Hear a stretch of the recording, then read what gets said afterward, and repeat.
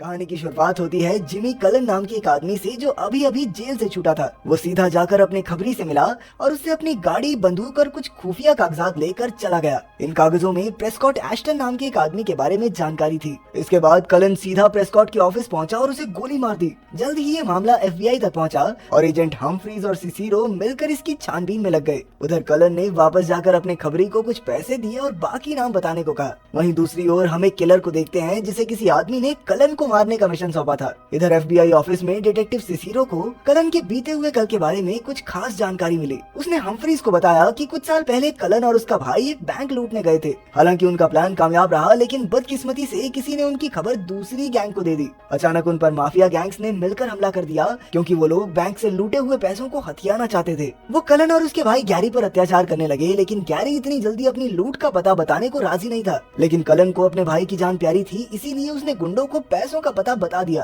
खैर, पैसों की जानकारी मिलने के बाद भी 3 गैंगस्टर्स प्रेस्कॉट, निक्सन और केनेथ टाइसन ने मिलकर गैरी का गला काट डाला। इसके बाद उन्होंने कलन को भी गोली मार दी और डॉक्टर्स ने उसे मृत घोषित कर दिया। लेकिन इलाज के वक्त उन्होंने कलन के सर में लोहे की चिप लगाई थी और शायद इसी चमत्कार से उसकी जान बच गई। सिसिरो का मानना था कि अब कलन बाकी गैंगस्टर से अपने भाई की मौत का बदला लेने आया है। इसी दौरान कलन अपने दूसरे टारगेट केनेथ टाइसन के पास पहुंच गया। केनेथ उस वक्त एक लड़की का अपहरण करके उससे जबरदस्ती करने की कोशिश कर रहा था, लेकिन कलन ने आते ही उसके सर में गोली मार दी। इधर किलर भी उसका पीछा करते हुए यहाँ तक आ गया था। जैसे ही कलन वहाँ से निकला तो किलर ने उसे मारने के लिए उस पर हमला कर दिया। अचानक दोनों तरफ से जमकर गोलीबारी होने लगी और आखिरकार कलन किसी तरह वहाँ से बच निकला। उधर डिटेक्टिव हम्फ्रीज अपनी गर्लफ्रेंड से मिलने आया। उसकी गर्लफ्रेंड बहुत गुस्से में थी क्योंकि हम्फ्रीज अपने बेटे को समय ही नहीं दे पाता था। खैर, फिर हम्फ्रीज अपने बेटे को स्कूल छोड़ने निकल गया। रास्ते में उसे डिटेक्टिव सिसिरो ने फोन करके केनेथ के कत्ल की खबर दी और उसे तुरंत वहाँ पहुँचने को कहा। वहाँ पहुँचकर हम्फ्रीज को पता चला कि केनेथ कई लड़कियों के साथ अश्लील हरकतें करके वीडियो बनाता था।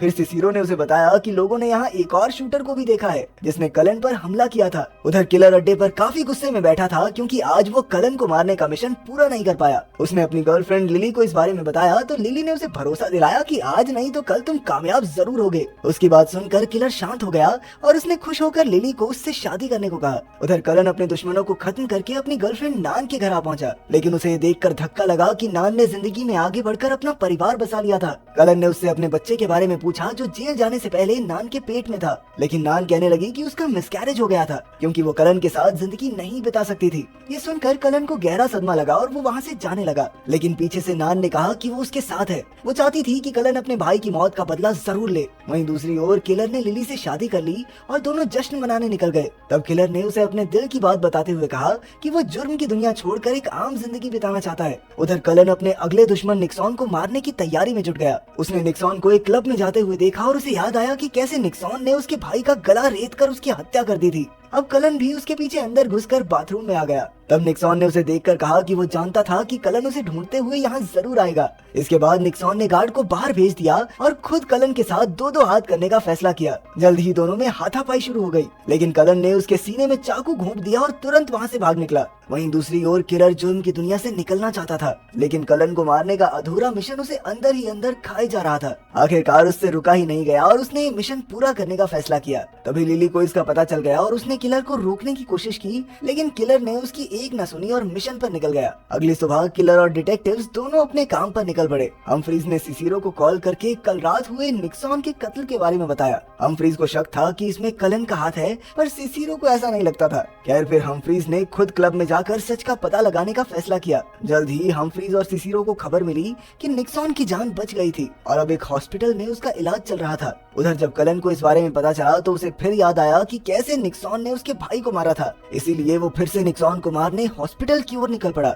वहीं हम्फ्रीज जानता था कि कलन यहाँ जरूर आएगा, इसीलिए वो पहले ही हॉस्पिटल पहुँच गया। जल्द ही कलन वहाँ आया और उसने इलाज के दौरान ही निक्सॉन को गोली मार दी। गोलियों की आवाज सुनकर हम्फ्रीज तुरंत कलन को पीछे करने लगा और आखिरकार बेसमेंट में दोनों एक दूसरे के आमने सामने आ गए। जल्द ही दोनों ने गोलीबारी शुरू कर दी, लेकिन जब कलन ने हम्फ्रीज का पुलिस बैच देखा तो वो उसे छोड़कर वहाँ से भाग निकला। रास्ते में उसे निक्सॉन के बेटे का फोन आया और उसने पूछा कि क्या तुमने ही मेरे बाप को मारा है। इस पर जब कलन ने हाँ कह दिया तो निक्सॉन का बेटा कहने लगा कि मैं तुम्हें जान से मार डालूंगा। तभी अचानक कलन की नजर किलर पर पड़ी, जो उसका पीछा करते करते यहाँ तक आ पहुँचा था। उसी पल दोनों हाई स्पीड में गाड़ी भगाने लगे, पर इसी चक्कर में कलन की गाड़ी का टायर फट गया और मौके का फायदा उठाकर किलर ने उसकी गर्दन में गोली दाग दी। लेकिन फिर भी कलन तेजी से वहाँ से भाग निकला और एक बार फिर से किलर का मिशन अधूरा रह गया। इस बार तो किलर गुस्से से तिल मिला उठा और उसने किसी भी कीमत पर कलन को मारने का फैसला किया। किलर से बचने के बाद कलन अपने घर पहुंचा और उसने अपनी ही माँ के सर पर बंदूक तान दी। उसने अपनी माँ से पूछा कि आखिर उसके पिता कहाँ हैं, क्योंकि असल में कलन को लगता था कि उसके बाप ने ही बैंक लूट वाले दिन बाकी गैंग्स को उनकी खबर दी थी। कलन के पिता ने उनसे लूट का हिस्सा मांगा था, लेकिन जब उन्होंने हिस्सा देने से मना कर दिया तो उसने अपने ही बेटों को मरवाने का प्लान बना दिया। लेकिन कलन की माँ ने कहा कि ये सच नहीं है। तब कलन ने बताया कि पहले वो इस चोरी के प्लान में अपने भाई गैरी के साथ नहीं था, लेकिन ऐन वक्त पर उसका ड्राइवर भाग गया, इसीलिए उसे ड्राइवर की जगह लेनी पड़ी। गैरी ने हमेशा उसका साथ दिया था, इसीलिए कलन भी उसकी मदद करना चाहता था, लेकिन वो कहाँ जानता था कि इसी प्लान में गैरी मारा जाएगा। इसके बाद कलन की नजर एक तस्वीर पर पड़ी और उसने मारिया को देखा, जो उस वक्त गैरी की गर्लफ्रेंड हुआ करती थी। तब उसे एहसास हुआ कि उस दिन उनके पिता ने नहीं बल्कि मारिया ने उन्हें धोखा दिया था। अब उसने गैरी की अस्थियां उठाई और मारिया को ढूंढने निकल पड़ा। उधर हमफ्रीज जब ऑफिस पहुंचा तो सबने उसकी काफी तारीफ की, क्योंकि वो हॉस्पिटल में कलन को पकड़ने के काफी करीब आ गया था। फिर सिसिरो ने उसे बताया कि गैरी के कत्ल में सिर्फ छोटे मोटे गैंगस्टर्स का ही हाथ था और उनमें से किसी ने भी आज तक कोई बड़ा गुनाह नहीं किया। इधर कलन का अब सिर्फ एक आखिरी टारगेट बचा था, जिसका नाम था अलेक्जेंडर जैरेड। जल्द ही उसने जैरेड को ढूंढ निकाला, जो कि अब एक क्रिश्चियन नेता बन चुका था। जैरेड ने भी कलन को देखते ही पहचान लिया और दोनों सैर करने निकल गए।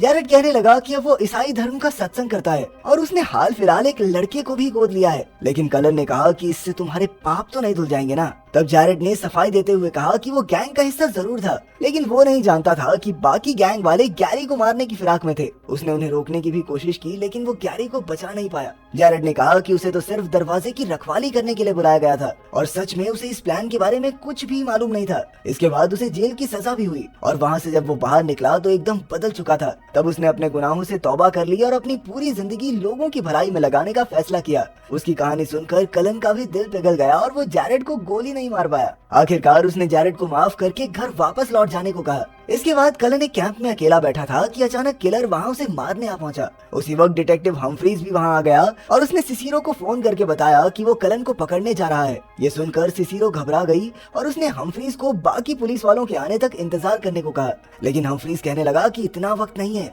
दूसरी ओर अंदर कलन ने अपनी लिस्ट देखी, जिसमें उन सभी लोगों के नाम थे जिनसे उसे बदला लेना था। उसने देखा कि अब सिर्फ एक नाम बाकी था और वो था उस आदमी का जिसने किलर को कलन को मारने का मिशन दिया था। लेकिन कलन नहीं जानता था कि आखिर ये है कौन। अब किलर और कलन एक दूसरे पर हमला करने ही वाले थे कि अचानक हमफ्रीज ने वहाँ आकर किलर पर बंदूक तान दी। जैसे ही किलर ने अपनी बंदूक नीचे रखी तो हमफ्रीज ने कलन को गोली मार दी और तब ये खुलासा होता है कि गैरी की मौत का आखिरी जिम्मेवार हमफ्रीज ही था, लेकिन कलन उसके बारे में नहीं जानता था। वहीं किलर को एहसास हुआ कि हमफ्रीज ही वो आदमी था जिसने उसे कलन को मारने का मिशन दिया था। फिर हमफ्रीज ने बताया कि गैरी की गर्लफ्रेंड उसकी खबरी थी और उसने ही कलन और गैरी के प्लान की खबर हमफ्रीज को दी थी। आखिरकार हमफ्रीज ने किलर को इस मिशन के पैसे दिए, लेकिन किलर ने इससे इनकार कर दिया क्योंकि उसने काम पूरा नहीं किया था। खैर इसके बाद वो जुर्म की दुनिया हमेशा के लिए छोड़कर लिली के पास चला गया। इधर डिटेक्टिव सिसिरो हमफ्रीज की मदद करने आ रही थी कि रास्ते में उसे एहसास हुआ कि हमफ्रीज तो शुरुआत से कलन के बारे में सब कुछ जानता था। अब कलन को मारकर हमफ्रीज का रास्ता एकदम साफ हो चुका था, इसीलिए उसने मारिया को फोन करके कहा कि वो घर लौट रहा है। पर तभी अचानक किसी ने पीछे से उसे गोली मार दी।